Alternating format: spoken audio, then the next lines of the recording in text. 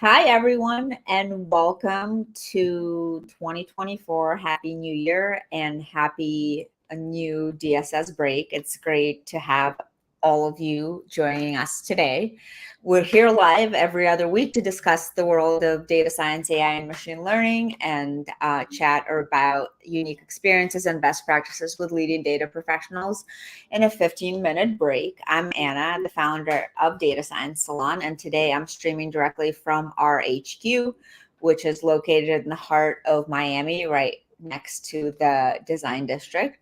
And today I'm joined here by Benjamin Skrainka, data science manager at eBay, and Vanguard and data science and casual inference, with a robust background from Princeton to UCL and experience at industry titans like Amazon, and now you're at eBay, and your expectations pretty much drive smart decisions in these tech companies. So it's really awesome to have you here, Ben. And you're one of our on-demand speakers also for our upcoming event in Seattle. And you're going to be talking about how to drive experimentation best practices using a maturity model. So it should be very interesting conversation, very specific to this industry. So I think people are really excited to see your talk. So why don't we go ahead and dive in? And thank you so much for joining us. And thanks for being with us, Ben. Thank you so much for the warm welcome. It's always great to be at your events. You run a tight ship, and so it's always a pleasure to participate and interact with your audience. Thank you so much for supporting us. Yeah, I think you and I met, gosh, back when I was a Domino, I feel like, right? Like even before Data Science Salon came about. So I think it's been a while. So it's really nice that you've been supporting us for so long. And I would love to hear, I don't think we've ever really talked about how you got into data science and how how your journey has shaped your current role that you have now at eBay. I would love to hear that story, Ben. Right. Well, as you can all see, I don't have a full head of hair, so I've been doing this a while. And so I would say I was always a data scientist, and we just didn't have the title. And, in the 80s, when I was going to university, I was writing software to answer scientific questions. And that was always what was exciting. There, like, data is this Agatha Christie mystery, and I wanted to go solve it. And I realized that in order to do that, I needed software engineering skills. And kind of on the education side, how I got there, when I think about this question, right, I could talk to you chronologically, which is probably less interesting, but I think there are a couple people who are influenced me and helped me become a data scientist. And the first was, as an undergraduate at Princeton, I was really lucky to work with John Wheeler. I was majoring in physics. I thought I was going to try to answer questions like, where does time come from, and other simple solvable problems. And Wheeler was a disciple of Bohr and Fermi, so he just infused me with that classic approach to doing science, and also intuition, because Wheeler would say, never calculate anything until you know the answer, which is right. You should have some intuition, and results should make sense. And if there's surprises, we need to understand why. And then the PhD program that I started pursuing in physics wasn't a good fit for me. So I worked in industry because I realized I needed to learn how to write software. I didn't know how to write software. And I could see in the 80s that was the future. If I wanted to do science, I had to learn how to write software. So I worked in a variety of jobs in the software industry and learned how to write code. And then I ultimately went back and did my PhD in economics because I got curious about human behavior. And there I was really lucky to hook up with Ken Judd, who's the top computational economist in the world, and also got exposed to my academic grandfather, Jim Heckman, who, if you're an economist, you know what that means. And he has a very rigorous approach to doing science based on structural models. And also at Chicago, which is an amazing place to do science of any kind. I was lucky to do my postdoc with, ironically, a physicist, Bob Rosner, who taught me about something called VV and UQ, which is a framework for thinking about correctness of models. And we've talked about that in other Data Science Salon additions. And then the last thing I'd say is just to call out to a colleague I worked with in industry, Art Munson, who taught me about CRISP-DM, which is a great workflow for doing data science. So kind of all these pieces come together, and I bring that to what I do, which is trying to solve practical problems that make people's lives better. Cool. No, that's a really awesome journey and story. And thank you so much for sharing, Ben. And why don't we go ahead and dive into ethical AI, and what does ethical behavior and AI mean to you exactly? And how do you integrate it when building an experimentation platform? Because you've done a few of those. So how do you really think about this when, from the perspective behind the scenes, I guess? Because I feel like, people think of it from more of what it's going to do to the customers, but what happens in the back end is also very interesting to know. Yeah, this is a great question. There's so many parts, and we could probably talk about this for many hours. And right, I think now everyone's talking a little bit about, Asimov's 3 laws of robots because of all the news about DeepMind and Google. But I think when you talk to a young scientist, one of the things you say, I had a Canadian colleague, he's like, hey, don't fail the Globe and Mail test, which is, right, you don't want to do something as a human that you wouldn't want to read about in the Globe and Mail, which is this famous Canadian paper. And so maybe if we think about AI, we can also apply something like a Globe and Mail test, right? You don't want to read about your AI system in the newspaper because it's doing bad things and that are unethical or producing weird results or, causing any variety of problems, whether it's, trading mistakes in an algorithmic AI system or other more ethical things or applications we'd rather not think about, like in the military sphere. But I think that one way to think through this in a principled way is, right, we don't want our AI to fail the Globe and Mail test, so we can think through this in this framework of the CRISP-DM workflow. And so we really start with, the first thing is you don't want to build unethical systems, right? We start with the business question. There's certain companies and problems that as a data scientist, maybe you don't want to work on. You don't want that on your soul. And we start there. And then the next part is, so then we move into data, right? These systems hinge on data. And if we don't have a good data set, we're not going to be able to build a good model. So you really have to invest in building these high quality data sets that are going to allow us to build an ethical model and system. And then as we do modeling, we have to make ethical choices. So for instance, you can't use certain data that would cause unethical things to happen. Like if I use zip code in my financial model, I might end up discriminating against people of a certain race or subgroup because zip code proxies for those things. And in fact, in some finance companies, it's actually illegal to use zip code in your model. So you have to be very careful then about the data, the feature engineering you do.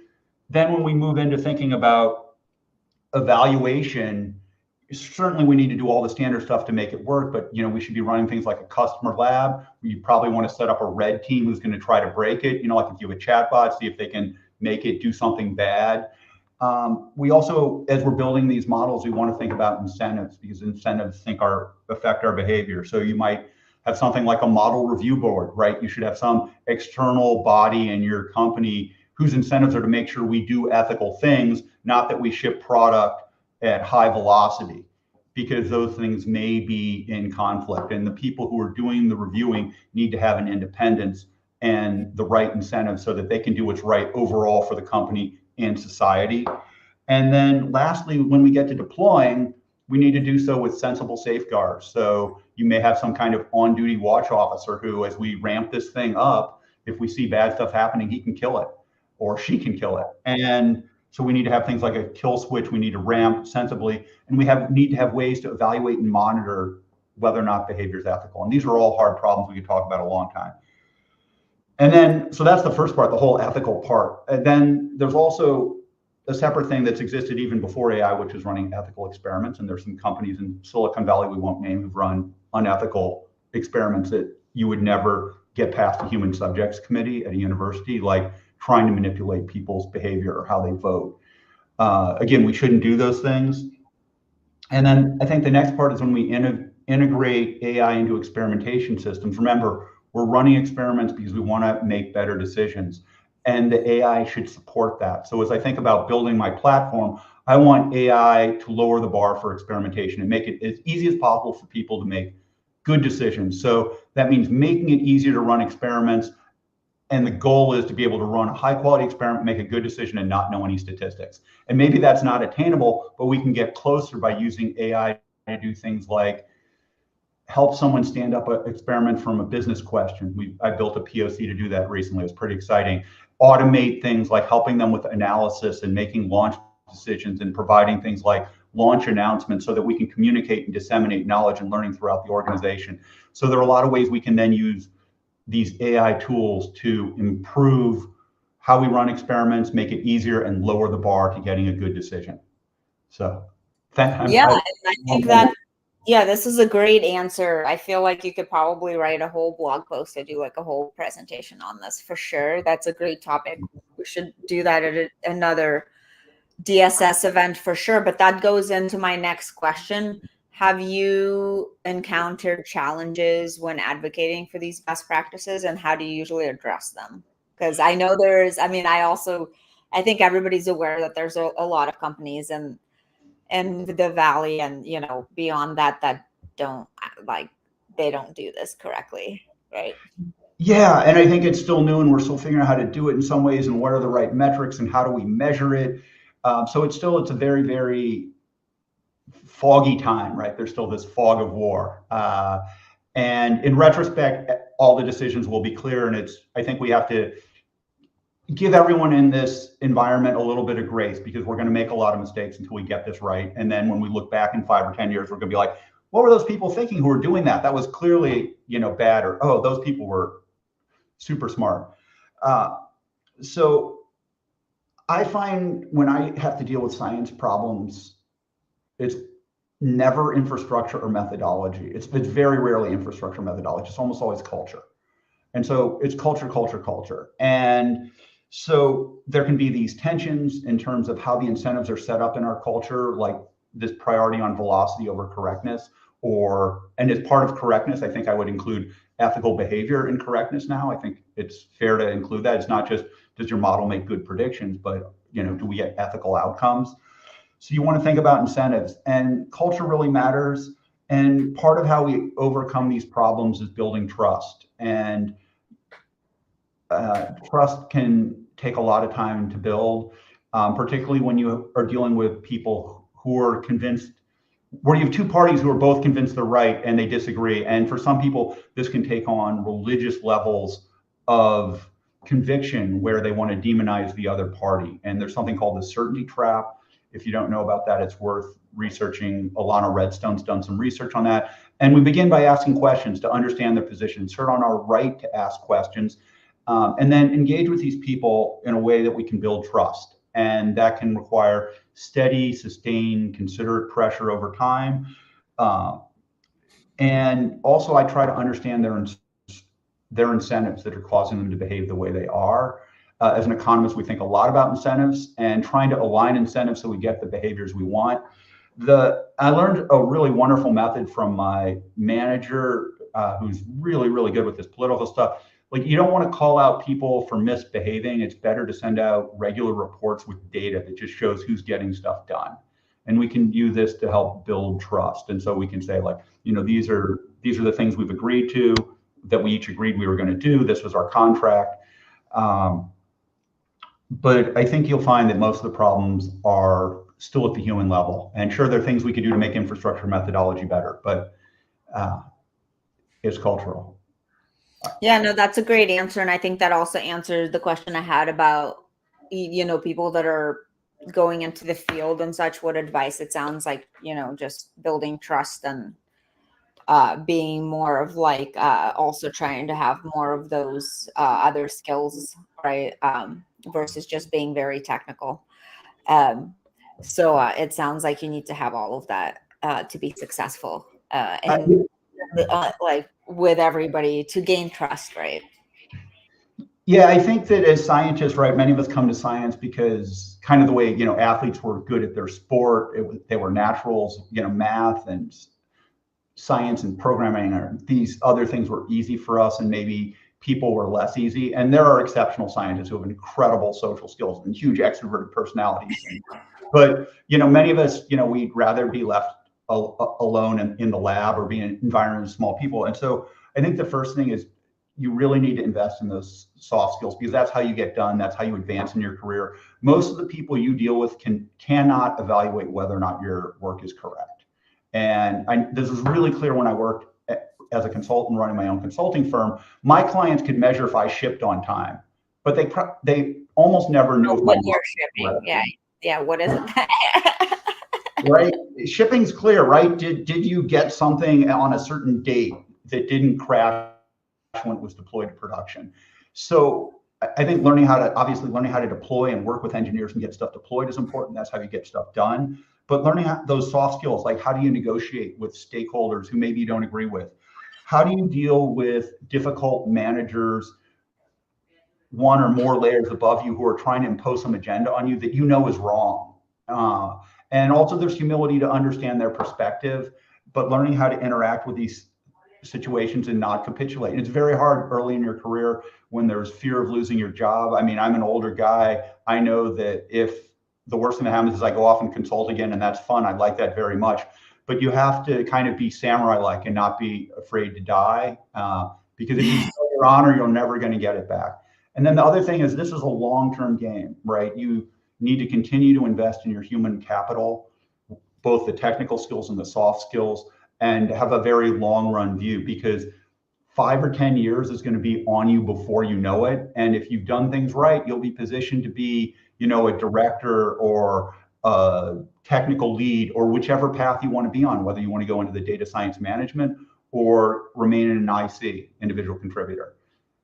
But talk to a lot of people too. That's the other thing about how they are. That's really great advice. And I think, it's a long game, I think in anything that you're doing, if you want to do it right, and you want to be an expert in your field, it doesn't just take 18 months to do so, to gain that expertise, right? I feel like a lot of the newer folks that we see coming in just any industry just expect results too quickly sometimes, right? So yeah, it's easy to be impatient. And the other thing too is, money isn't everything. It's better to be at a good company that's ethical, where you can learn and grow and develop as a person and as a scientist, than to make an extra $10,000 or $20,000. And also, choose employment that matches your lifestyle. And I have an employer we negotiated, and I'm able to live in Sonoma, which is where I want to live, right? And you've made choices too, so you can live in Miami, which is where you want to live, because I know you don't want to live in Sonoma. That's like your